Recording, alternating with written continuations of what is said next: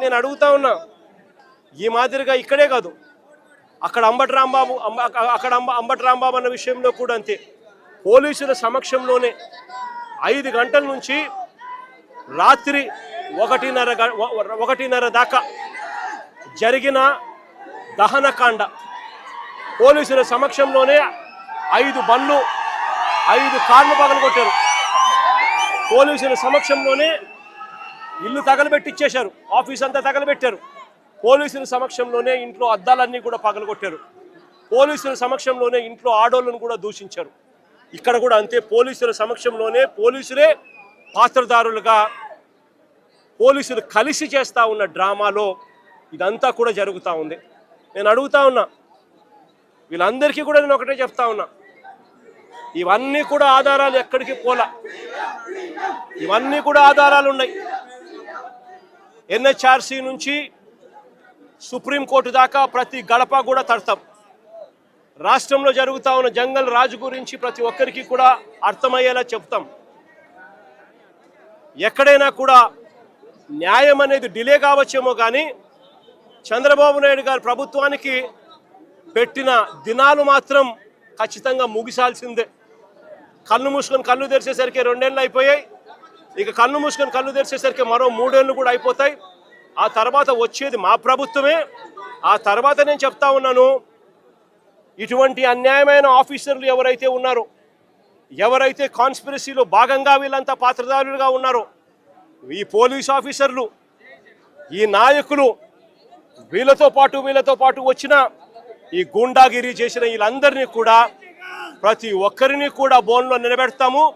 ప్రతి ఒక్కరిని కూడా చేసిన అన్యాయానికి శిక్ష వహించక తప్పదు అని చెప్పి కూడా ప్రతి ఒక్కరికి కూడా ఈ సందర్భంగా తెలియజేస్తా ఉన్నాను.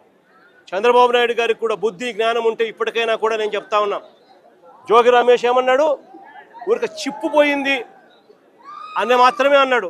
నేను అడుగుతా ఉన్నా, చిప్పు గన సరిగ్గా ఉంటే ఇవన్నీ ఎవడైనా చేస్తాడా అని అడుగుతా ఉన్నా. చిప్పు గన సరిగ్గా ఉంటే ఎవడైనా ఇలాంటి చేయిస్తాడా అని అడుగుతా ఉన్నా.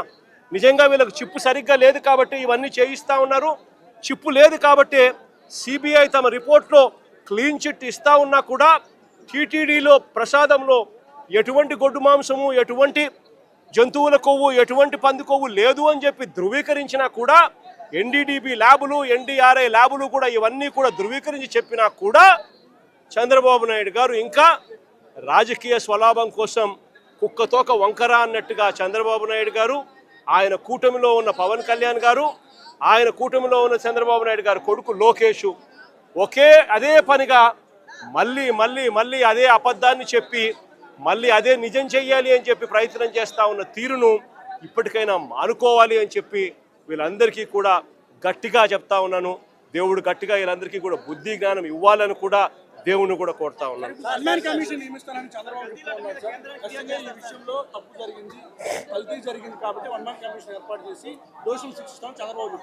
అదే చెప్తానబ్బా, ఏకంగా సుప్రీంకోర్టు సూపర్విజన్లో సిబిఐ పనిచేసింది.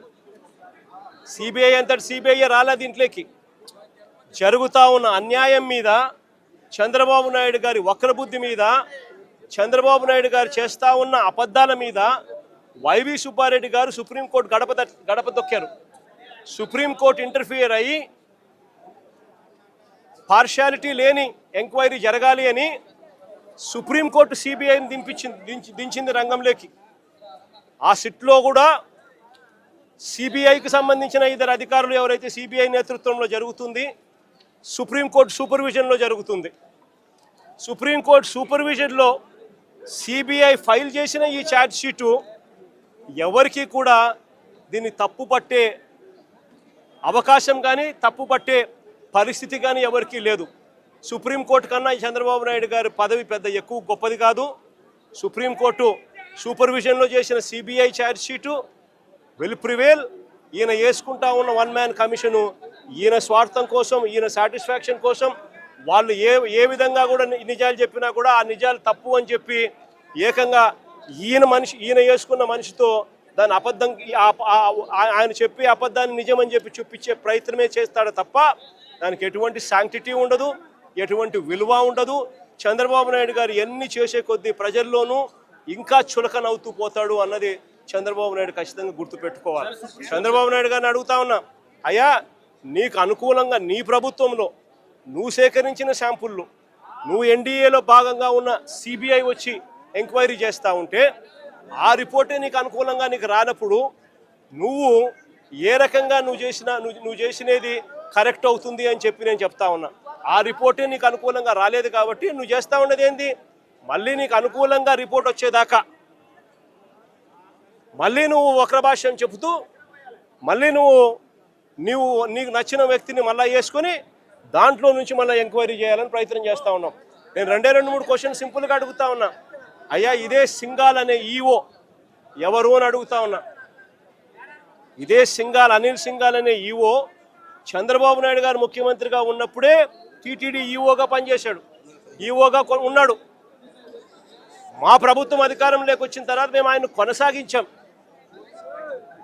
మా ప్రభుత్వ హయాంలో మేము తప్పు చేసినాము అని చెప్పి చంద్రబాబు నాయుడు గారు అనుకుని ఉంటే అది వాస్తవం అని చెప్పి ఆయన నిజంగా కూడా చిత్తశుద్ధితో నమ్మి ఉంటే ఇదే అనిల్ సింఘాల్ను మళ్ళీ చంద్రబాబు నాయుడు గారు ముఖ్యమంత్రి అయిన తర్వాత మళ్ళీ ఈఓగా ఎందుకు తెచ్చినాడు అని అడుగుతా ఉన్నా.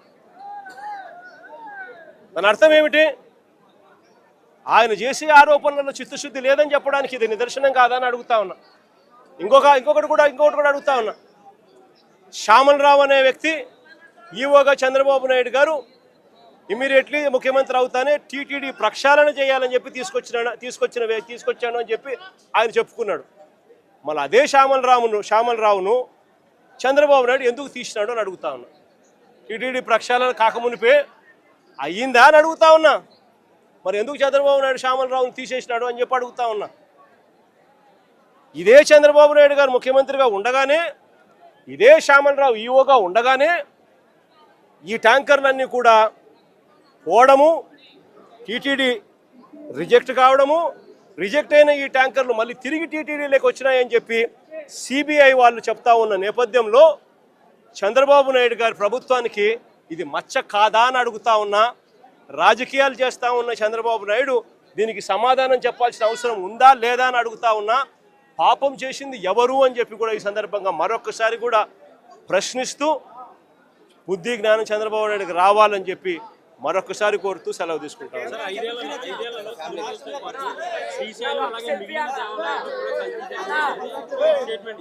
ఆశ్చర్యం ఏమిటో తెలుసా? చంద్రబాబు నాయుడు గారు జోగి రమేష్ మీద పెట్టిన కేసులన్నీ ఎన్నో తెలుసా? ఇప్పటి వరకు ఏకంగా 12 కేసులు పెట్టారు. కల్తీ లిక్కర్ ఫ్యాక్టరీని చంద్రబాబు నాయుడు గారు తమ్మలపల్లిలో ఆయన గెలిచిన ఆయన పార్టీ తరఫున కంటెస్ట్ చేసిన క్యాండిడేట్ ఎవడైతే పోటీ చేశాడో ఆ క్యాండిడేట్ కల్తీ లిక్కర్ ఫ్యాక్టరీ పెడితే అది ఎక్సైజ్ డిపార్ట్మెంట్కు ఆయనకు మధ్య లావాదేవీలు కుదరక బయటపడితే ఆ కల్తీ ఫ్యాక్టరీ కేసులో ఆ జయచంద్రారెడ్డిని బుక్ చేసి చంద్రబాబు నాయుడు గారు లెంపలేసుకోవాల్సింది పోయి అది జరగగా జోగి రమేష్ను ఆ కేసులో కూడా తీసుకొచ్చాడు. అసలు చంద్రబాబు నాయుడు గారు రాక్షస యుగంలో రాక్షస రాజ్యంలో జోగి రమేష్ లాంటోడు కల్తీ లిక్కర్ చేయగలుగుతాడా? దాన్ని మళ్ళా డిస్ట్రిబ్యూషన్ చేసేది ఎక్కడ? చంద్రబాబు నాయుడు గారికి సంబంధించిన ఆయన మనుషులతో నడిచే బెల్ట్ షాపుల ద్వారా దాన్ని అమ్మాల. అంటే ఆ డిస్ట్రిబ్యూషన్ జోగి రమేష్ పోగలుగుతాడా? ఎంత అన్యాయమైన కేసులు పెడతా ఉన్నారని చెప్పడానికి నిదర్శనం ఇది. 12 కేసులు పెట్టారు. చివరికి 83 రోజులు జైల్లో కూడా పెట్టారు. ఇంతకన్నా అన్యాయం ఎక్కడా ఉండదు. చివరికి జోగి రమేష్ కొడుకు చిన్న పిల్లోడని కూడా చూడకుండా ఈ పిల్లోడు యాక్టివ్గా వాళ్ళ నాయన జైల్లో ఉన్నప్పుడు ఈ పిల్లోడు యాక్టివ్ అవుతున్నాడు అని చెప్పి ఈ పిల్లోడి మీద 7 కేసులు పెట్టినారు. జోగి రమేష్ భార్య మీద 1 కేసు పెట్టినారు. వీళ్ళే పోలీసులే దౌర్జన్యం చేసి ఆమె పోలీసుల మీద దౌర్జన్యం చేసింది అని చెప్పి ఆమె మీద కూడా కేసు పెట్టారు. నేను అడుగుతా ఉన్నా, ఇదే చంద్రబాబు నాయుడు గారు బీసీలంటే ఆయనకు ఎంత చులకన అని చెప్పడానికి ఈ ఒక్క ఎగ్జాంపుల్ చాలు రాష్ట్రం మొత్తం తెలుసుకునే దానికోసం.